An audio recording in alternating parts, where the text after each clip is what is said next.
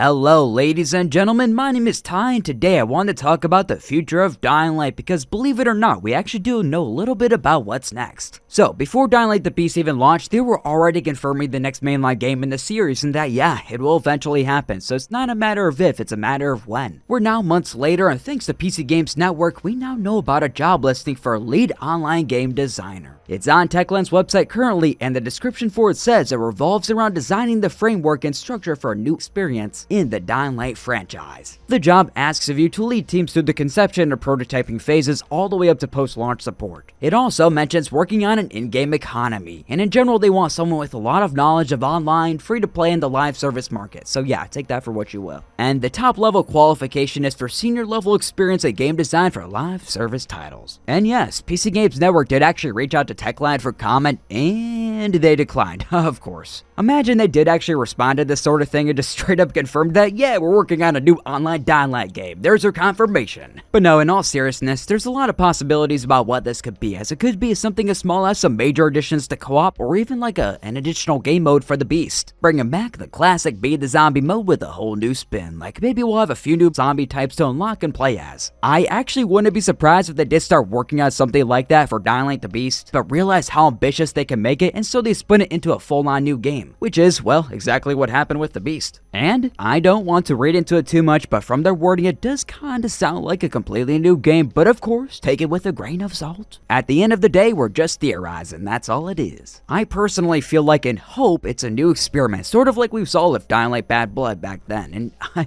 I hope it goes a bit better this time, you know? That one didn't even make it to consoles, but hey, at least the servers are still on PC, so anyone that still has a copy can go and play it whenever they want to, if they can find people, I guess. There's like 4 people that still play it every once in a while, so if you want to go be the 5th, feel free to join in. I actually tried to revive this game at one point and I got a good amount of people on my Discord server to get on and actually play it, but the problem was nobody wanted to get on at the same time and actually communicate, so yeah, it just kind of fell apart. So hey, all I'm saying is I did my part, so if somebody else wants to try and give the game a big resurgence, good luck. Now, this is a feature I wouldn't mind seeing in the future, and I know a lot of people are going to tear me to shreds for this one, but for the next game, I would like to see an option to play in third person. I was in the boat that never thought it would happen, but even Call of Duty got a third-person mode for its zombies, which doesn't look very good to be clear. But I actually think a lot of Techland's animations do look very good in co-op or when you're using a mod to see it in third person. Like, you can't tell me playing a full game like this wouldn't work. It really could work. Just don't make it super claustrophobic, back the camera up, and give it a whole new way to play Dying Light. So in other words, take a few notes from Assassin's Creed. That game is perfected third-person parkour, so imagine having that as an option to switch between that and first person in your Dying Light game. Sure, it isn't as immersive as first person, but it would just be nice to have that freedom. Also, I'm just tired of having to use a third-person mod for every Dying Light game that comes out, so it'd be nice to have it as an actual official feature, you know. It took a long time, but even Resident Evil is starting to do it too, allowing you to switch perspectives through the menu. Plus, I do think Dying Light needs to evolve. Like, I never released a full-on review for the Beast, and maybe I will at some point, someday, maybe this century, who knows, we'll see. But the whole experience left me feeling like,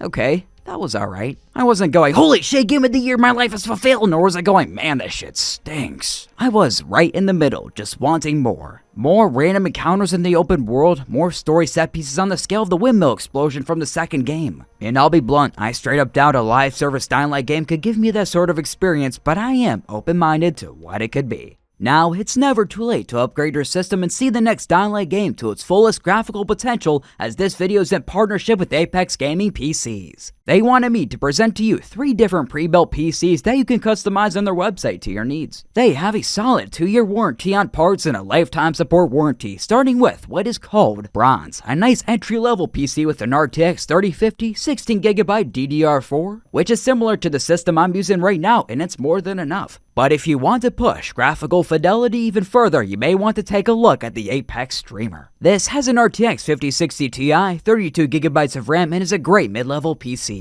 But if you want to step it up even further with what I consider as an even cooler, slicker case, the Apex Streamer Plus, which has an RTX 5070, is a worthy option. It's streaming ready if you want to get into that content creator lifestyle, you know? One thing that's always nice, and is the case for these, is the fact that you can pay for the PC over time with a payment plan if that's something you would like to do. The economy is tough over here, I get it. Anyways, check out my link in the description to browse the builds for yourself, and don't forget to use my 3% discount backboard when you purchase an Apex Gaming PC if you want to step up your setup. Now let's get back to it. Not too long ago, some people got an email about a playtest for a Techland game, which was done at Techland's office from January 15th to the 20th. And they asked some pretty interesting questions. We gotta talk about it. One of them was about whether you find collecting raw materials to expand a base or shelter interesting. And later on, asked if you've played games with those types of mechanics, like Ark Survival Evolved. I feel like Nightmare Mode for the Beast was a nice tease of what could be, you know, like a nice experiment. They brought on a few new survival features, but it does sound like they want to go more all out with it. And if they actually do, hell yeah, that's my take. Just the idea of base building in a Dying Light game is something I never thought I would want or see, but I'm totally cool with it. In my mind, I don't think we'd be able to knock down a tree or anything like that to that extent. Like, I wouldn't be able to sit down and just set up a whole fortress anywhere you would want, you know, but maybe board up windows, turn empty buildings into your own safe zone. But I would like to see more ways to interact with the environment, like this image for the first game honestly resembles what I would want with this sort of thing. With the boarded up doorway and the dresser that can be pushed around to block it even further. It is kind of funny to me they sometimes create these screenshots with scenarios that are just nowhere to be seen in the actual game, which is unfortunate in itself, but it is what it is. Hopefully one day we'll see this image brought to life because come on, it's pretty badass. And the fact that Techland is asking about more of these features means they probably have more in store for us in the future. Or it could just be a big old nothing burger and we're wasting our time, but what's the fun in that? It's good to be a little bit optimistic. Alright, moving on. Don't be surprised if the next mainline Dying Light game brings us to Japan, and that's because when it was still a DLC for Dying Light 2, it ended with Kyle planning to go to Japan to finish off the GRE for good, once and for all. Of course, as we know, the story got a major rework, so we don't really know if it's still gonna go this route, but when you really think about it, the story didn't really change as much as you might have thought when they went to go make the beast. It's actually pretty similar to that original script outline, and someday I'll make a video comparing those things a bit more closely, because it's interesting seeing what they decided to change and what they decided to keep the same. I will say though, Spike survives in the original ending, so yeah, that's one thing. So share your thoughts down below. Would you like to see a Dying Light in Japan, or would you rather see somewhere else? Now, if we were to just sit back and brainstorm about different game possibilities, things that some might consider a waste of resources, but a VR Dying Light game could bang. Sure, it does sound like motion sickness, the game, but we've seen enough VR games nail enough of these aspects to know that they could make this a surprise gem. Like, take the climbing of Horizon Call of the Mountain, the interactability of Half-Life Alyx, the gunplay melee and survival aspects of The Walking Dead Saints and Sinners, and throw a volatile or two into there and there you go, Dying Light VR. Which, by the way, speaking of, fun fact, did you know the original Dying Light was supposed to have a VR version but was cancelled late in development? You can even still activate it by tweaking some code in the game files. It'll just be a bit of a headache to actually use because, well, it was never finished, of course. The thing is though, and I hate to admit this as somebody that has a VR headset, I'm just not sure if there's even a market for VR anymore, or at least right now. Nobody's talking about VR anymore, nobody's talking about VR games anymore, nobody's talking about anything VR. It's pretty sad to see actually. I just think for convenience's sake, a lot of people can't get past wearing a brick on their face, and I get it, I actually really do. VR is not exactly comfortable. Anyways, with that said, that's all we currently know about the future of Dying Light. Just a job listing and a very recent playtest, not much in the grand scheme of things, but it's nothing to overlook either. So, I do have to ask though, what do you think of a full-on live service Dying Light game? Maybe if it was more of a Be the Zombie sort of thing? Let me know down below what you'd be okay with. And subscribe to stay up to date on all the latest Dying Light news, and have a glorious day folks. Adios guys, see you later.